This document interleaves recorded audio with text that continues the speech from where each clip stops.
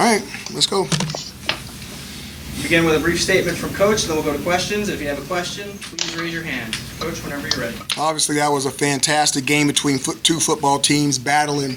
You got to Coach Doran and those guys did a fantastic job. They were well prepared after the break, and we've got to find a way to regroup.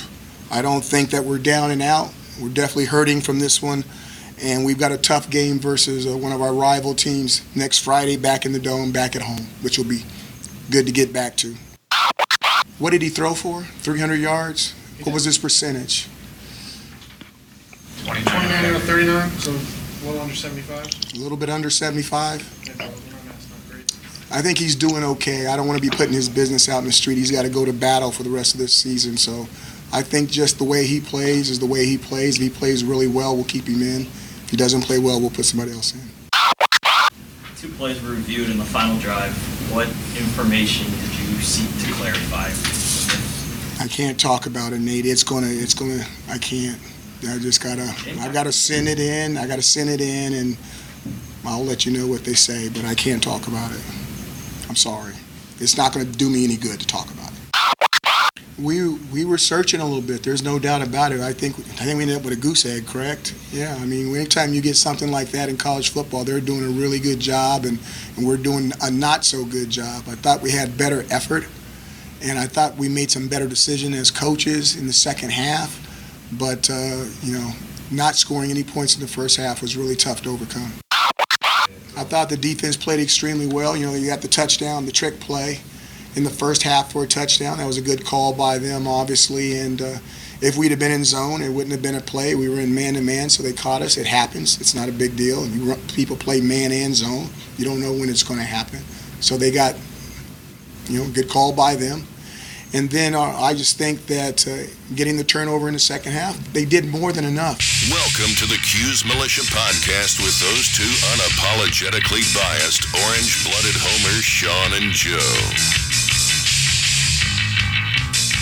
What's up, Cuse Nation? Thanks for tuning in to the Cuse Militia Podcast with Sean and Joe. If you like it, please share it. The universal handle for the socials is @Cuse Militia. Go there, join the militia. We are the first Syracuse sports podcast centered around giving you, the fans, a platform. So welcome back. This is the NC State postgame. And sorry. We promised. Well, we didn't promise, but we speculated Friday was a possibility, but it didn't happen. So I apologize. It's whatever, right? I mean, Look, I kind of got in over my head a little bit with that because, I don't know, maybe my expectations were a little different. I was excited for that game. I was really waiting to see. Yeah. It was kind of like it was the defining moment, I think. Going, halfway through the season and midpoint to see where we're at. ACC in full swing. And so, we'll get to that real quick. Dungy signed with the Browns practice squad. Yeah. That's some good news. So anyway, it's always good for him. Yeah, absolutely. That's awesome for him. They're struggling in some sense. So, wish him luck over there. So we're going to get into everything NC State. But first, as always, we got to talk about MyBookie. And we thank them. They've been on board for a while now.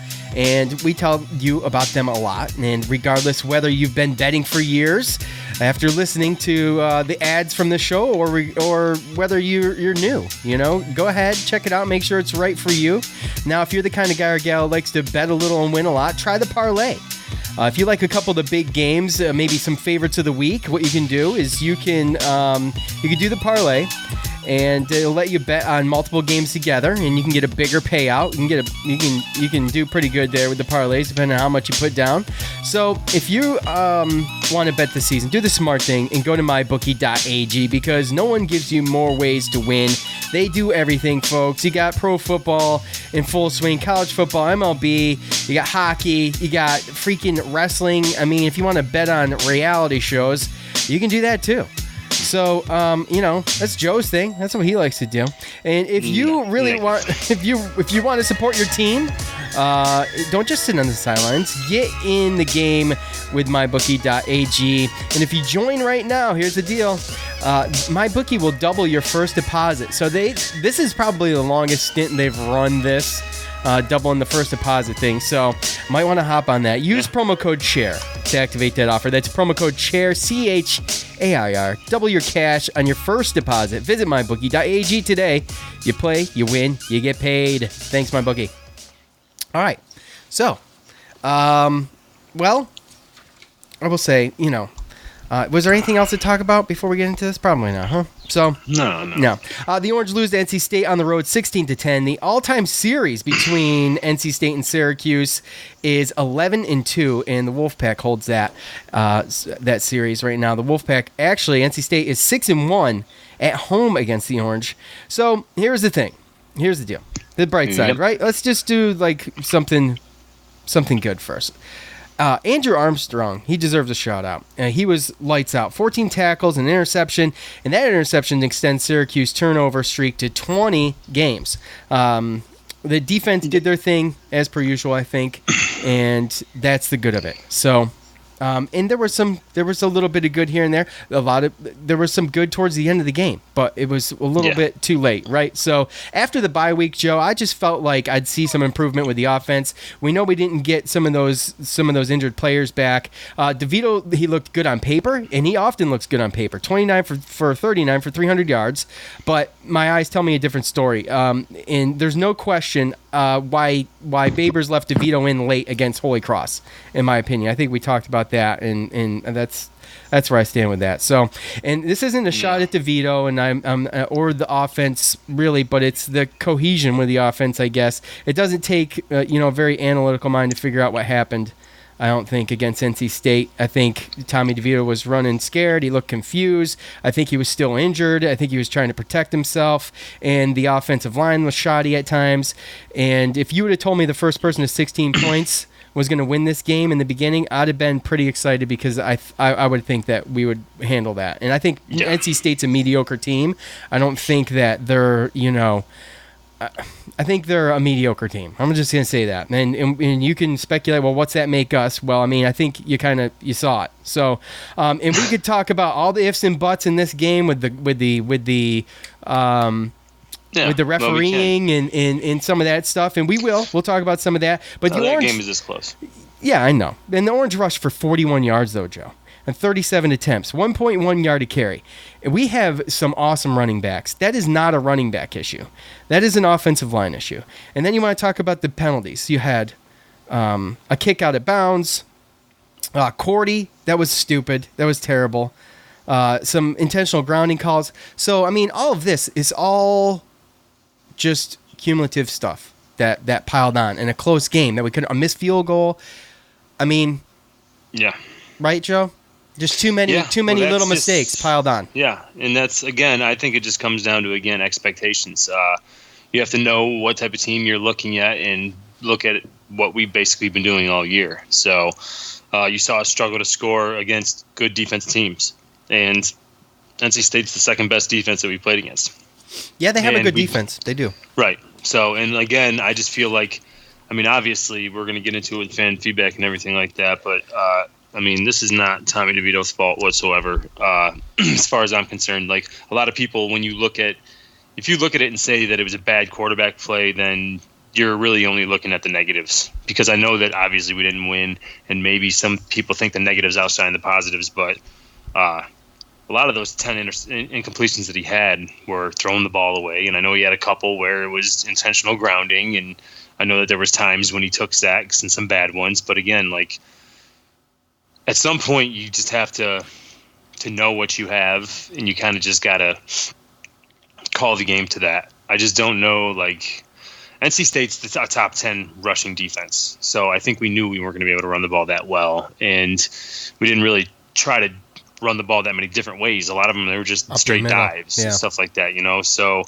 you got plays like that, and honestly, sometimes, the offensive play calling looks a little puzzling to me. I hate to be It was good at the end, though, right? Like an armchair quarterback. Well, that's what we do, literally. So, but some of it was good at the end of, like, in the fourth quarter. I'd say those last two drives, one we scored on, and I mean, I thought the execution from DeVito was good. His protection was a little better. I mean, what did they change? I don't know. I mean, I just thought it was the pace was picked up. Yeah, kind of. You know what I mean? So that's that kind of stuff. Like, again, it comes down to the run. They try to say the run sets up the pass, but if you're not successfully running the ball, you're probably not going to successfully play action either. So if you have to spread it out and you have to go and just have little quick hitter intermediate routes, that was something that I saw in one of the comments. Is it seems like it's just short routes or deep routes, and we don't line up four wide and try to throw some intermediate ones, slants, stuff like that. So again, there's just little things that I think we're just going to have to change that maybe they didn't want to. Maybe the coaches wanted to run a certain system and they're trying to make it work no matter what. But unless Sam Heckel comes back and kind of shores up this offensive line, which, again, that's not even a guarantee because we haven't seen that this year. Yeah. Then we have to figure something out. They got to throw somebody else in there. Or are they would they throw Sam Heckel in now all of a sudden, just throw him in at center? Our tackles, to me, our tackles are really struggling. Carlos Federello on Tommy's blind side, he gets beat quite often. There's a lot of miscommunications or just the wrong pickups when it comes to picking up the right lineman. And I know that Alexander, he's struggled a little bit this game with some false start type issues and stuff like that. And I know that he struggled a little bit too. So bringing Heckel in moves Cervais to the blind side and kind of takes away a little bit of it. But, I mean, it just shows you kind of what we have. I mean, like you said, that was the game. That was the game that was it going to be 4-2 and we can right this ship and kind of go on a little run here and beat a majority of the rest of our teams and maybe go 8-4, 9-3, something like that? Or is this a team that we're just hoping to get a bowl game? And I think pretty much that's where we're at. Game. Yeah. That's where we're at. And unfortunately that game, again, just little things. We missed that field goal and Evan Foster gets that interception, so that we don't give them the, Hoffrichter doesn't kick it out of bounds at the end. Again, too, and I me, I hate to blame refs. Basketball, I'm the first one to say, hey, it's not the refs' fault. But the end of the game, though, like that. That's what I mean. It comes down to timely, and it also comes down to how many. Yeah. It comes down to how many. Like, they only had 4 penalties overall, I believe. That's really bad. I didn't see that. 2 defensive pass interferences in the end zone, though. 2. Oh, that they missed. Yeah, that they 100%. missed. Sure. Yeah, they missed that. They missed running into Tommy DeVito and hitting him in the helmet and knocking him down after that play got called dead in the false start. Like, that's in the ends of game. It doesn't matter. And that's the one thing. Like I said, is that ever since, like I was telling you, I feel like ever since we've joined the ACC, every time we play an away game down south like this, it's like, it's not that we get BS calls. It's just that they just seem to miss the home team calls a little bit here, a little bit, because they don't miss Cam Jordan stepping out of bounds right there, barely.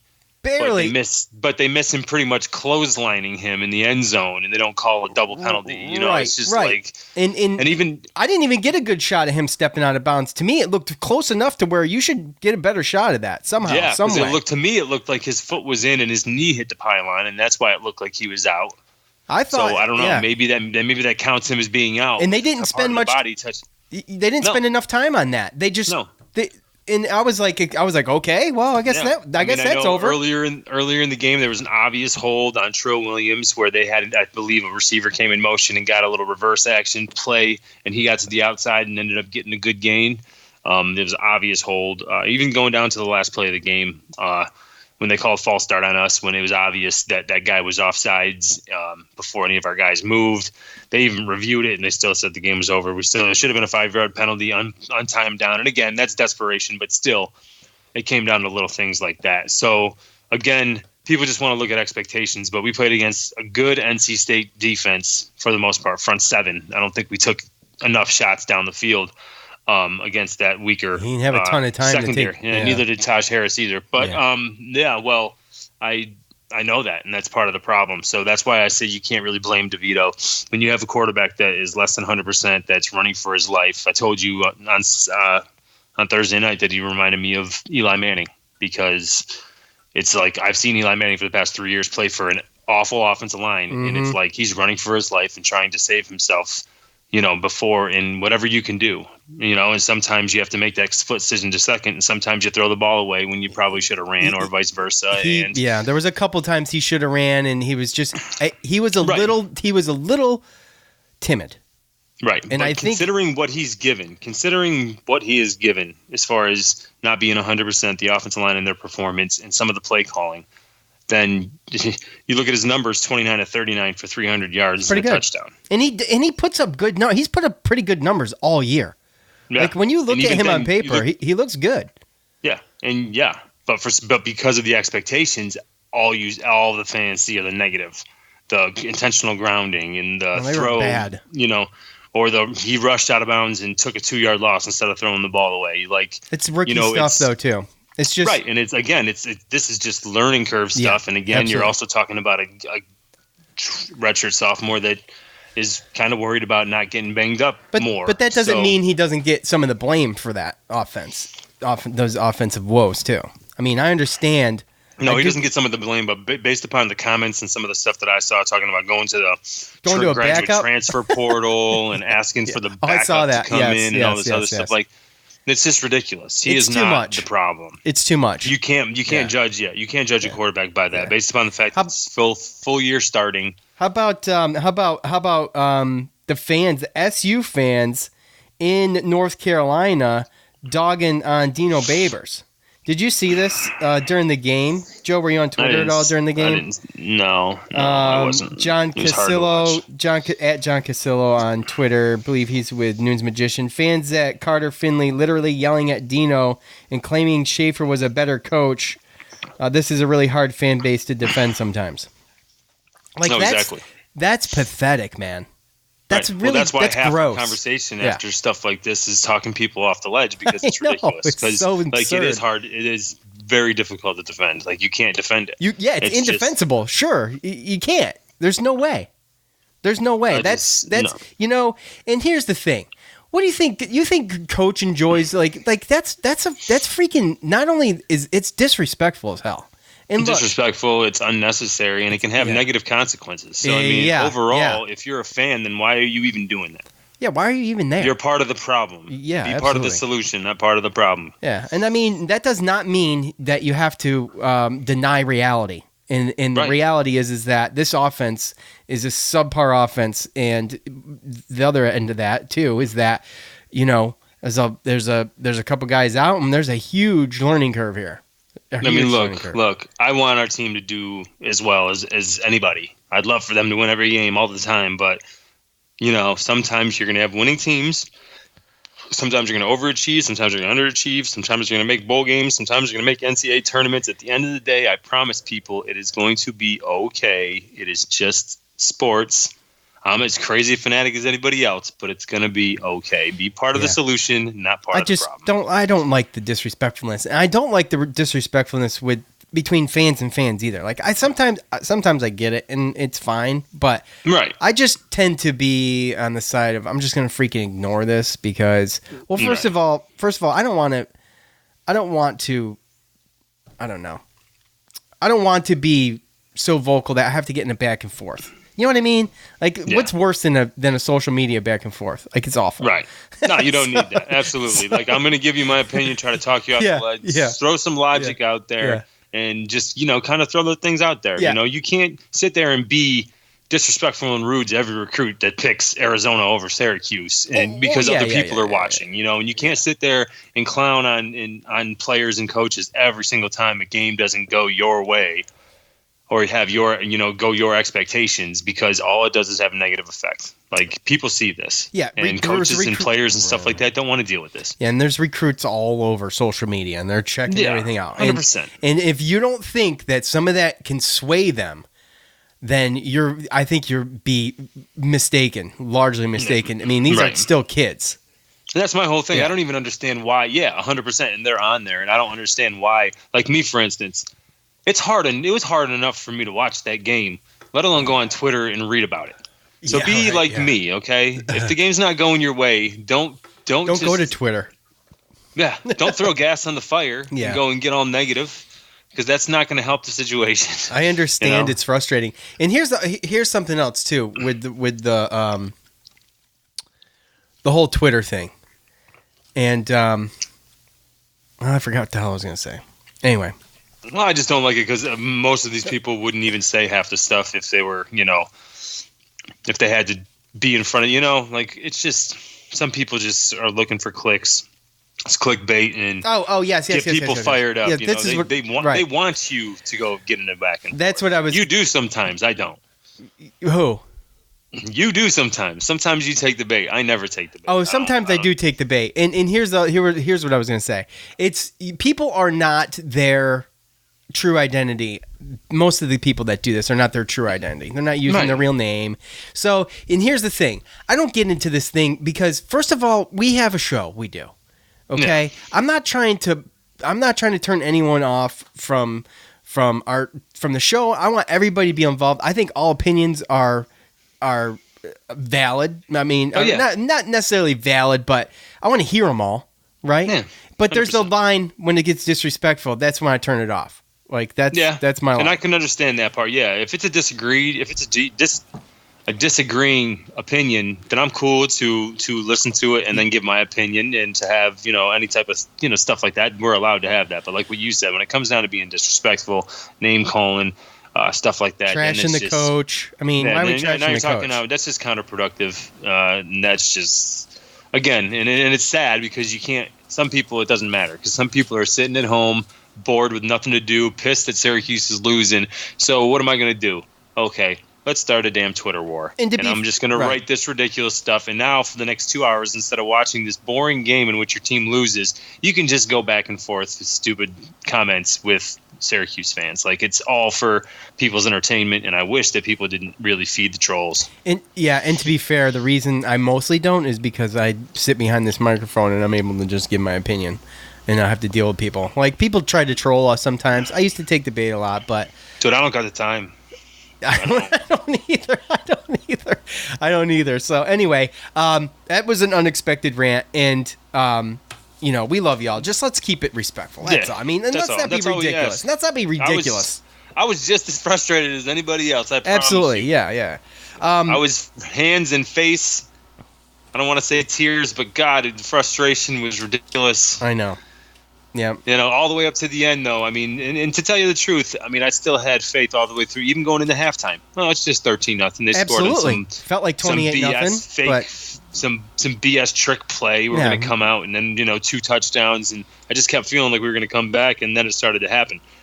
I thought after the half, I thought we could right the ship. I really did. And I'm sorry, but our defense, top notch. It's awesome. I know that that's not the greatest offense out there, but in our defense is missing. We're missing people. Yeah, we're missing people. We're missing some stars on defense. We're missing a star at least on defense. So in Cisco. So anyway, considering that we played like crap, we almost pulled it out. So, which has got to give you some kind of hope, right? Right? Yeah. So, okay. Hoping that you just get better, but let's go. All right. So that's it for that, Joe. Right? We good? We want to hear from the fans now, or what? Let's go. Let's go. All right. Let's do it.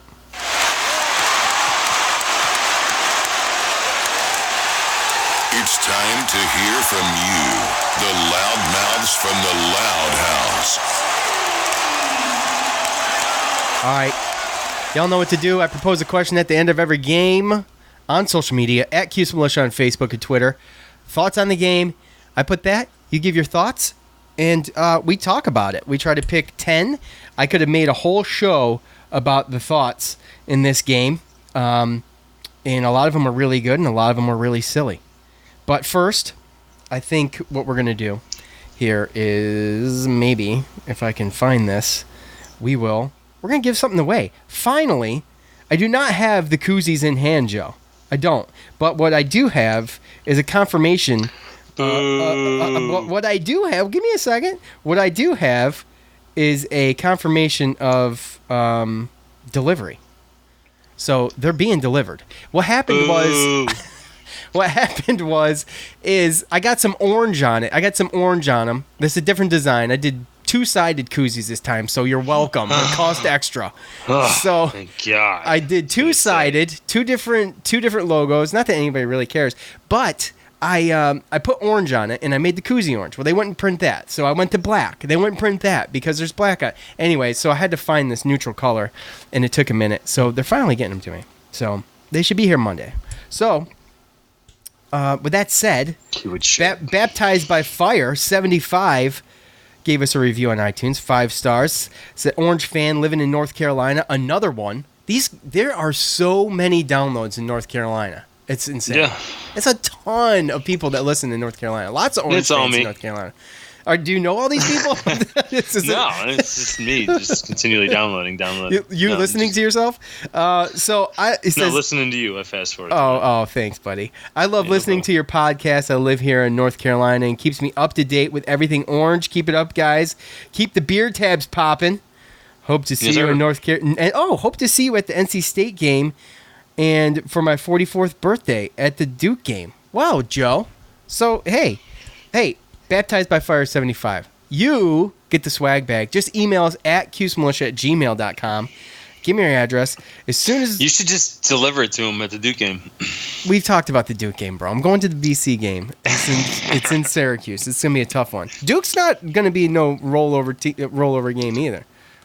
So, none of them are. I know. That's the point of this last game. I know. So, hey, email us. We'll get that stuff to you. Appreciate very much to all of you who have taken the time to fluff us up with these reviews. We really appreciate them. Keep them coming. If I read it on the air, as always, I'll send you some swag. I got some cool designed decals, and I got some cool koozies, so we appreciate it, guys. We really do. It means a ton to us too. So yes. With that said, one more time. If you did not know, my bookie is going to double your first deposit when you use the promo code CHAIR. If you activate that offer, use promo code CHAIR. Double your money when you sign up for MyBookie right now. Visit mybookie.ag today. You play, you win, you get paid. All right, yeah, it you is said time. That in the beginning. I know. Oh, okay. I've been asked to hit it up twice. I didn't. I've been asked okay. to I hit didn't it know if twice. you forgot. So I'm just a slave to the MyBookie. Of course, to the man. Yeah, you know the what do they call them? The puppeteers, the marionettes, right? Yeah. So anyway, let's get. I mean, I would love to just pump the beats. I love it. It reminds me of the '90s, right? A little bit. I found this is 90s hip hop. So anyway, all right, let's go to Facebook first. Mark, okay? Shall Mark we? says, now we could probably, I don't know whether to save Mark for last or just read this one and be done with it, but no, there's plenty. Mark says, terrible game all the way around. Undisciplined, 12 penalties, stale play calling, offensive line is atrocious with 8 sacks allowed. Below average quarterback play when there is time to throw in the team that is coming apart internally. Very easy to see that you were paying attention to the fiasco on the sideline. Harris, Jackson, Cordy, etc. Going to take some top-notch coaching by Dino Babers to salvage this mess. What do you think about that, Joe? What do you think about... We talked about a lot of this. 8 sacks, that's a ton. 2 of those were premature slides. Yeah. Or, well, yeah, kind of. They were. And then the 12 penalties, that was horrible. More penalties than points. That's never good. But yeah, well, I think, he says terrible all around. I don't believe it's terrible all around. Well, honestly. the defense was great. Yeah. And special teams, who we can usually count on. I know they had a couple. Tough. Yeah. But I'm not going to put it on them. I'm not going to put it at their feet. Realistically, this team has basically a problem with, from what I've seen after 6 games, we have an offensive line problem. Yeah. We have some injuries. Yeah. We have a little bit of a discipline problem. But this was exceptionally... No, but it's not even that. It's like some of the stuff, like even against Holy Cross, some of the targeting stuff. Oh, the body slam by Trill Williams, and then we do have a lot of false start, kind of random pre-snap offensive penalties from a man who throughout the probably season. shouldn't be doing it. Not a And then you can sprinkle in a little bit of of just randomness, play calling. I just don't see any real consistency, and maybe that's their goal. Maybe that's what they're trying to do. Maybe is they're be trying to inconsistent confuse so defenses? Right. But I mean, and it could be that they're just confusing their team even more. And again, NC State team with a good front seven. I don't know if we're going to play against another front seven like that for the rest of the year. I mean, maybe a couple other teams might be close, but with that front seven and that atmosphere and it's so tough to play in NC State, and we've never really played good at NC State at Carter Finley. So Yeah, 6-1 Yeah. there. Look, we're 1-6 there. NC State is 6-1 against us on their home field. So one thing I do want to bring up: Taj Harris on sideline, sitting on the bench all by himself. Now, I don't know. We don't know what the deal was. Coach acted like he didn't know what the reporter was talking about when he was asked about it. Joe, I mean, I don't know. This is never good, but he was open a couple times, and Tommy doesn't always see the open man. I mean, there was a couple times against NC State where he really missed some wide open shots, especially at Taj Harris. It's tough because when you're a receiver and you're running a route, you expect to run your route, turn, look back, and hopefully the ball is coming your way. And when it's not, you just get frustrated. And you don't know why it didn't. You don't know what broke down. You don't know the reason. All you know is that you were open and you wanted the ball. And it's one of the most frustrating things because I played wide receiver, so right. I understand. One was probably a touchdown, too. And it was a third down play. Right. So, and that's kind of the stuff. We have the talent. It's getting on the same page, but it's difficult. It's like I said, again, as a receiver, all you see is what you're running past and how open you are, and you just want the quarterback to get it to you, and you don't know why the quarterback didn't or couldn't. So there's just going to be frustration there, and especially in-game frustration, sometimes that boils over, and I think that's what you saw. I do think that when you saw him on the sideline after Cam Jordan, his guy that came in and took his spot, had made a couple plays. He did good, Cam Jordan. He was clapping, and you saw Taj Harris on the sideline kind of clapping for him. So I think this is just one of those frustrating things. And again, though, this is what I'm talking about. Gotta have the chemistry, though, Joe. But taking advantage of, you look at it. So they had their two starting corners coming into the camp or whatever, the summer, were injured for this game.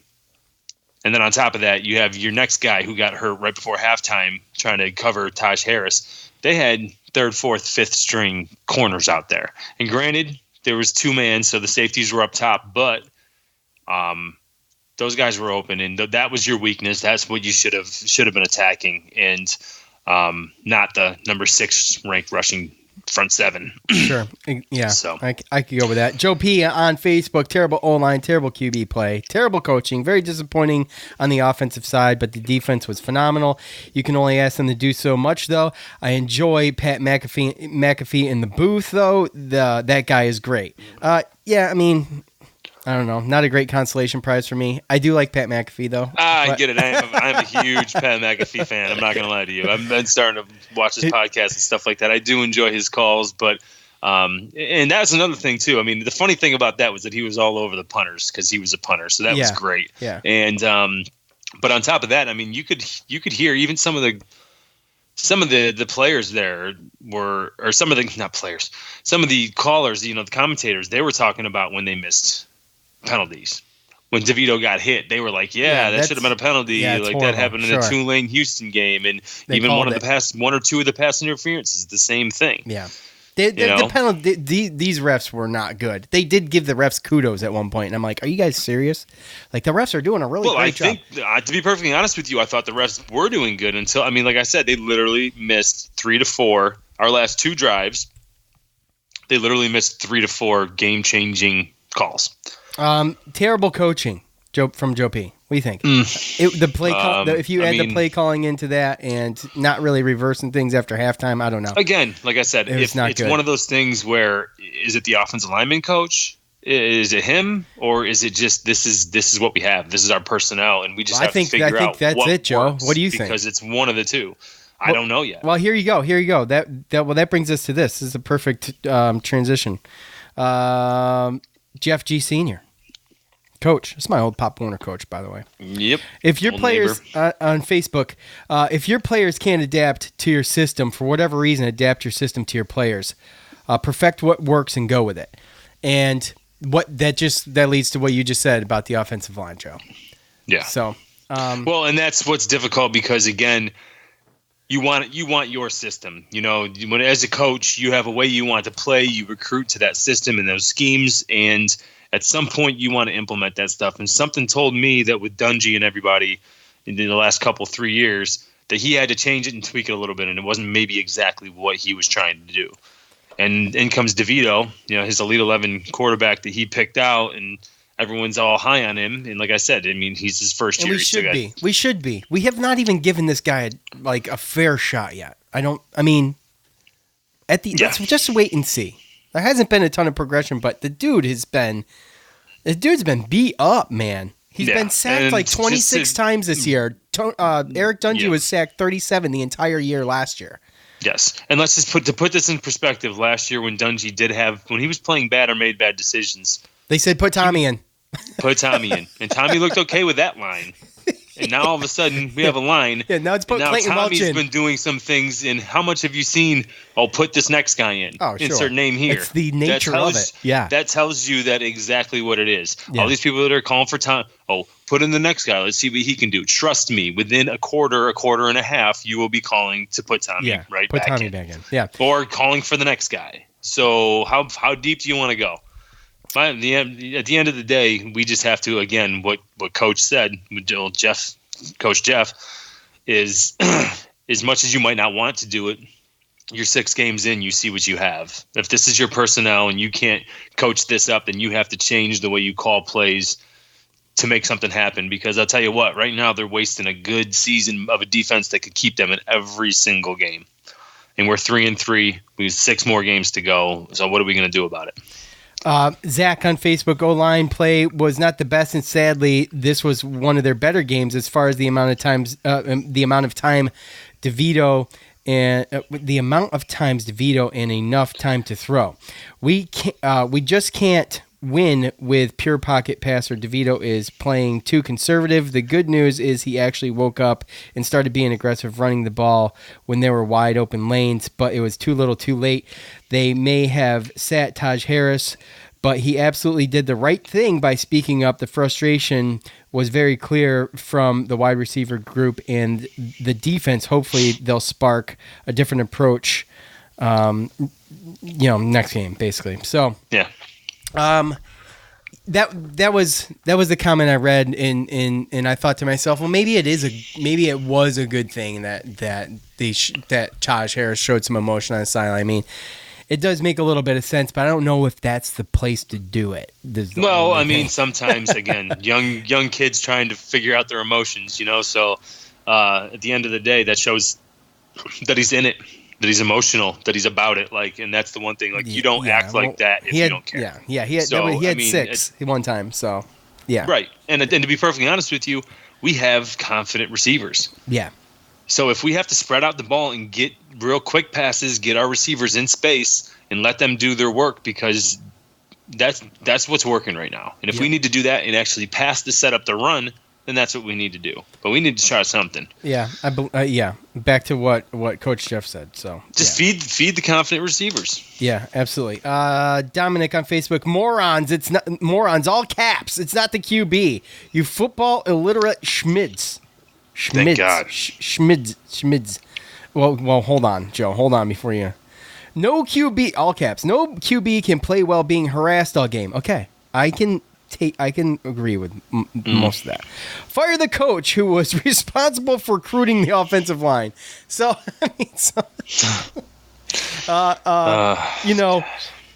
Dominic, I get the passion here. I agree with it, but it's some of it, Joe. I'm going to stand by this. I'm not trying to be whatever, but some of it is the QB, and that is him just having to grow. Not only in the system, but as a player, in the spotlight, in the big lights. So some of it is that, but it is the learning curve of a young quarterback, red shirt or not. So, and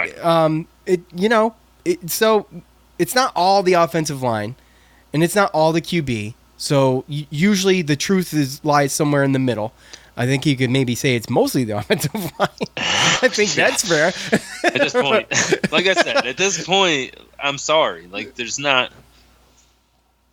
I don't know what else to blame it on. Yeah.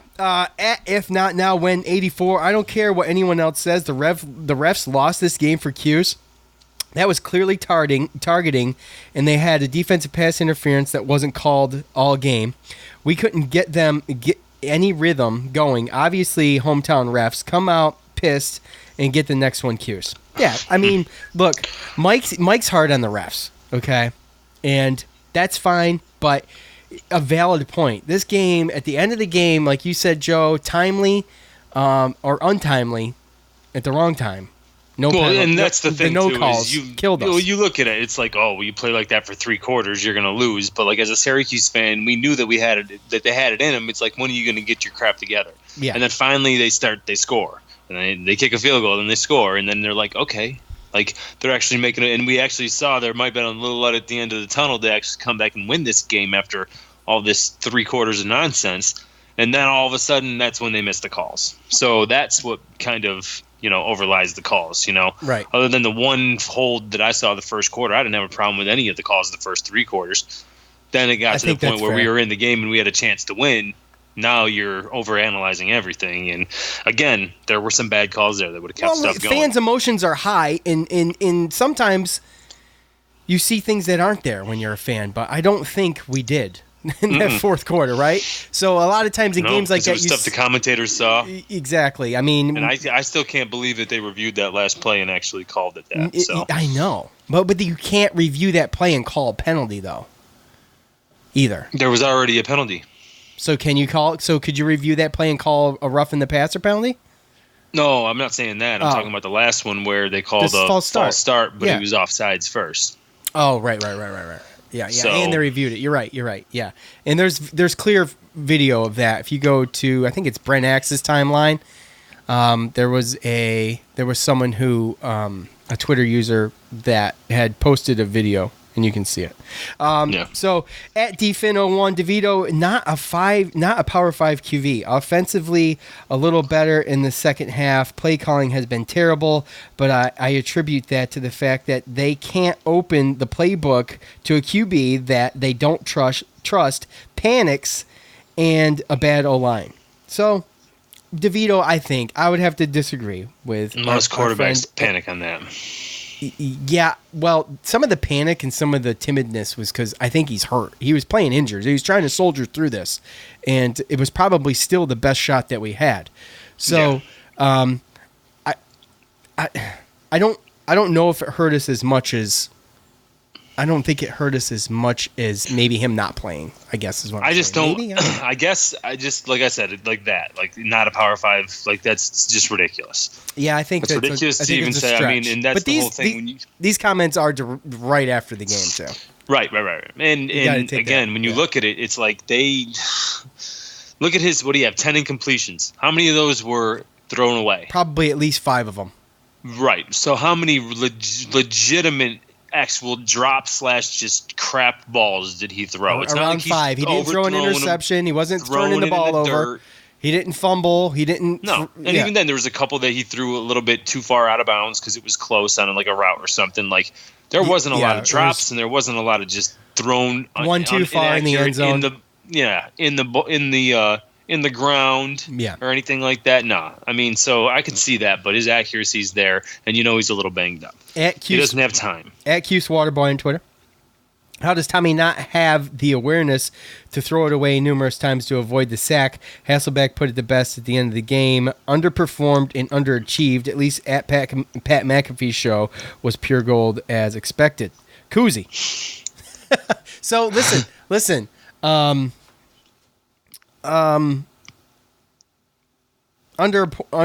and underachieved, as Hasselbeck put it. Yeah, but I mean, I don't know. Well, I even had the thought process in my mind, like when they were talking about the commentators were talking about the game as it was going on. I almost felt like the commentators kind of thought Syracuse is the better team coming in, and it just kind of sounded like that a little bit, almost like they were kind of surprised that they were playing the way that they were. Yeah, and especially out of a bye, I can see that. So that's kind of the thing. It changes expectations, like I said. How does Tommy not have the awareness to throw the ball away numerous times? I mean, Right. His And that's the decision difference making between throwing it away and running or sliding or going out of bounds was confusing to me. I think he was just flustered. I think he was trying to do what was best, and he was also trying not to get hit. I think that's what that comes down to. I think, he was trying to compartmentalize so many things. Yes. Do I throw it away? Do I Yeah, slide? Do like- I run? Oh my God, here comes a hit. Like, Exactly, there's so many things exactly. going on. And meanwhile, he's only getting 3 seconds, if that, to make that decision. Exactly. At plant_Brandon, F these refs, F this O-line, F everything. Okay? Ooh, okay. At Tony All right. Staffieri, Orange is the new 3 and out. Ooh. Oh, ouch. That was the first quarter, for sure. Oh my gosh, it was terrible. At Congressman Cuse, tough to win when the QB is playing scared and uncomfortable. Can't expect the D to put up enough points to win and hold the other team to a minimum score. Yeah, I mean, well, that's kind of it. I mean, the defense did their thing, and they can't prevent people from scoring and score all the time. Although if they had, it would have been nice because we'd have probably We needed, like I said, if we would have made that field goal and Evan Foster gets that interception in the end zone, then that's a it. tie game. Yeah. It's 13-13 in the fourth quarter. Maybe we only need a field goal at the end. So well, you add it up. You add it up at the end of the game, though, and we're good to go. Yeah, well, and again, it just comes down to you need to score more than 10 points to win, especially that's definitely the bottom line. Yeah. But Well, that's why I said if you would have told me the first team to 16 wins, I'd have been like, but oh, wow. you know what though? Good. But a terrible team loses that game 40-0, and that's what made me so confident. I knew that we weren't as bad as what the first half showed, and Sure. it was only 13-0 after that BS trick play, Right. and you got the fans and the sideline, the whole NC State team. They were acting like they were up 30-0 in the first half. Hey! Kudos to the NC State crowd, bro. They were. Oh, dude, good. they brought it 100%. They were good. I'm just saying they were acting like they were up 30-0. Don't get me wrong, you dominated the first half, but it was 13-0. Yeah. 2 big plays, So can you tell they and serve that was beer one of there the now? things. I kind of wish that we deferred. Oh, always defer. Always. I've played enough Madden to know you always defer. Okay, It's definitely disheartening on the road to go grab the ball and get the ball first, and then you Go get three help and out. three and out and That's punt. bad. You're like, well, there goes that. Thanks. Yeah, Like- or get an interception and go 3 and out. That's just as Right. bad in my opinion. At K Nabiwaniak, I have no idea. Health is a major factor in our record and season progress thus far. It's undeniable that we are very fortunate with our team health and season health last season. Guys, we are counting on this season. Williams, Heckle, Cisco, Melifanu have been out, and it has cost us dearly. Yeah, well, we mentioned this last episode. We haven't seen this team at 100% yet. So I don't agree with that. Our defense hasn't lost us the games. Most of our starters are defenders. So unless Sam Heckle is the piece, well, Heckle, yeah. I mean, I guess he got the unless one the guy. Heckle is the piece that makes the offensive line go, I doubt it. then I doubt it, right, Joe? I mean, how much? I mean- is he that big of a star? I'm not saying he's not. I'm saying he's what gonna, did we see? He got hurt at Liberty, right? So I mean, we didn't even get. Yeah. I mean, Yeah, and McKinley I wouldn't Williams count hasn't on played it. at all. That's my whole thing. Yeah, there's no way that I could go as far as saying that that's the reason why. Yeah. Okay. I'd say it might enough. help, but it's not. I don't know. Oh, it can always help. Sure. At Salty Warrior, last one. It appears to be a transition season for Cuse. Personally, I adjusted my expectations. Not that frustrated anymore after a loss. Hopefully, we learn and get better this season. Going into next couple of years with Tommy as the man. Go Cuse. So I'll end with that, and that's kind of like this should be everyone's takeaway, I think, for this season. And let's hope for a bowl game. And let's hope for the best, and let's root our team on every game. Let's try not to trash them. Although, I understand it's tough not to mouth off. I get it. I do it too. Right. I mean, there's a lot of things I say off the air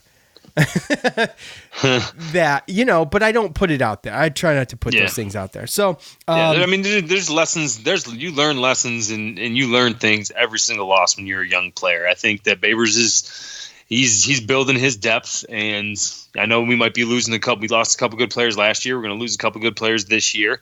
But our depth every year is growing and getting better, and every single loss, every single game, every win, every play, people are learning. And again, losses, you learn stuff, and these kids are growing, experience, like that kind of stuff is what, makes you look to the future and hope that it's promising. But again, people don't want to look at the future. They want to look at now, and they want to have a great because year the this expectations year. that were set by themselves, by maybe Let's by just us, put it this way. by There's media. three, 4, and 8 teams. Then we had a team last year where everything went their way. Last year, we won games Called a lot like of breaks. Thursday night. Yeah. Last year, we won games like Thursday night because we didn't kick it out of bounds. We got those calls. We did get another interception, maybe for a touchdown. Those things happened. Yeah. Schmidt didn't miss field goals. Yeah. It's tough. Yeah. It is what it is. Yeah. We'll be ready for Pitt. We are going to do the Pitt preview, normal, same bat time, same bat channel at Wednesday evening.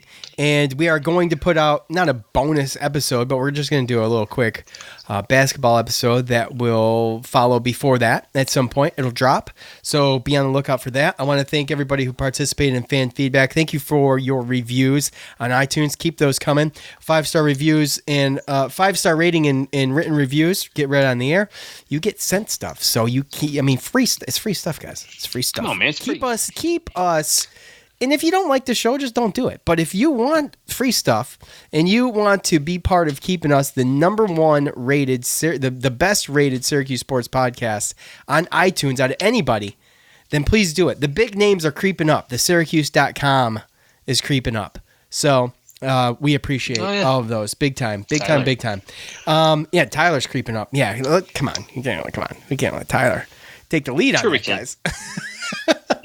So anyway, we appreciate you. It's the only one I wouldn't care. It's the only one I would be okay with. Put it that way. I appreciate you guys. Thank you to my bookie. Thank you to all of you for listening. Thanks to James on guitar. For Joe, I'm Sean. We're out. Thanks for listening to the Cuse Militia Podcast, the fan's voice with Sean and Joe.